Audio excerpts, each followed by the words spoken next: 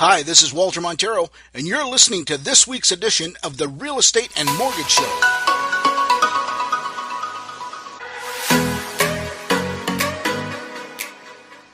Hey guys, it's Walter Montero here, and welcome to this week's edition of the Real Estate and Mortgage Show.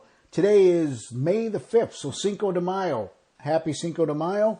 And today's topic is talking to you about mortgage refinancing. Should you get your mortgage refinanced? How much can you refinance your home for? So let's talk a little bit about that so we're clear on what you can actually acquire on your property on a mortgage refi. Well, a few years ago, and I believe it was at the beginning of 2018, CMHC decided to get out of the refinance business. So in other words, that made refinancing your home at a high ratio, so in other words, above 80%, impossible as a result of CMHC getting out of that business. So now, if you want to refinance your property, you can only go to a maximum of 80%. So let's keep things simple.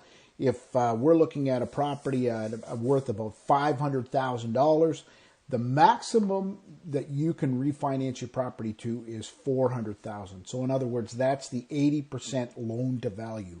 Now, when you look at refinancing, you've got to kind of look at the whole structure of things as to whether it's worth doing or not. If your mortgage is coming up for renewal, so in other words, if you're at the end of their maturity date, then obviously refinancing your property at that time is obviously a good time to do it. Reason being is because you're obviously not looking at any penalties on the way out of the mortgage, and you can obviously refinance the new amount that you're looking for. As long as you keep it under that 80% gap, then you're off to the races. Now, does that mean that you cannot refinance your property beyond 80% anyway? So there is a few caveats to that. Number one, you can, but it would not be through what we would call an FI or a financial institution. It's typically done through a non-conforming lender. These are lenders that'll go beyond 80%, 85%, 90%, 95%, some of them as high as 100%. Now, when you do that, you really have to take into consideration whether it's worth doing or not. So when you do that, you have to take a look at, should I just refinance the whole mortgage that I have on the property now and pay out the penalty if I happen not to be at the end of my maturity? And this is typically a math question. So if you're refinancing and it's, the cost is not too bad, then obviously, these are factors that you're going to have to consider.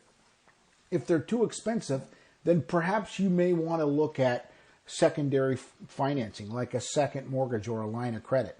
Obviously, the cheapest way to go is to get it through a line of credit. But if you can't do it, or in other words, you can't prove income, or maybe your income is not quite enough to suffice in order to meet those ratios, then you're going to have to look at the possibility of getting a private second mortgage. Now, when you get a private second mortgage, you have to be very, very vigilant as to what your exit plan is. How long do you need this money for, and when will you pay it back, and how will you pay it back? If you don't have any of those plans in place, folks, you're going to get yourself stuck in a second mortgage, and what ends up happening is you're paying all those additional costs really for naught, okay? Like, for example, I had somebody call the other day. They had a $750,000 property. They had a large first mortgage on it of $500 and change.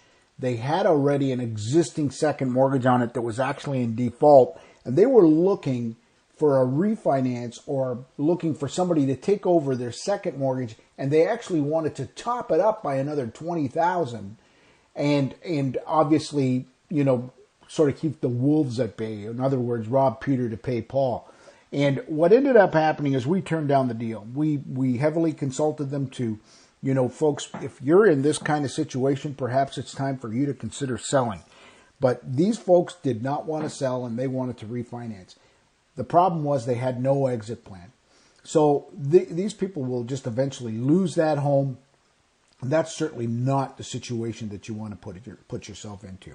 So when it comes to refinancing, the best thing to do is, first of all, reach out to a mortgage professional like ourselves and go through the scenarios so we can lay out some options for you.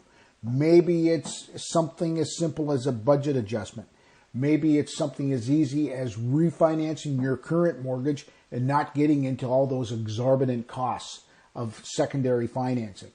But if there's a clear exit plan and there's an actual profitable end goal, then maybe secondary financing might be something that you want to look into. And if you'd like to do that, feel free to reach out to us at 519-624-9222, and we'll be happy to help you out. Thanks again for listening to this week's episode of the Real Estate and Mortgage Show. If you have any real estate questions, please direct them to me at 519-624-9222 or walter@maximumresults.ca, or you can find me online at www.cambridgehouses.com. If your interests are in mortgages, please feel free to call 519-624-9222 or email Karen@maximumresults.ca, or you can find her online at www.m as in Mary, R as in Roger, financial.ca. Thanks again for listening, and I hope you have a great week.